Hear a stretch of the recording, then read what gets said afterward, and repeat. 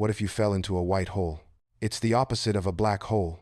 Instead of sucking things in, it spits them out. Imagine tumbling through space, suddenly ejected into a new world. You might land on a planet made of candy, where lollipops grow on trees. Or perhaps you'd find yourself in a land where animals talk and wear hats. A friendly bear might offer you tea, and a wise old owl could tell you stories. But be careful. White holes are unpredictable. You could end up in a world of bouncy castles, where gravity doesn't exist. Or maybe a library where books read you.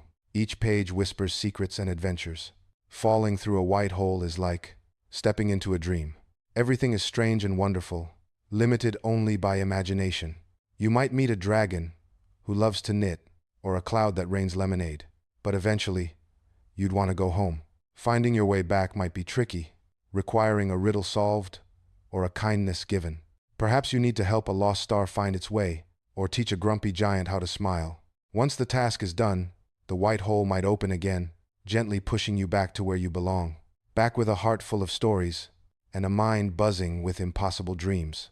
So, what if you fell into a white hole? You'd have the adventure of a lifetime.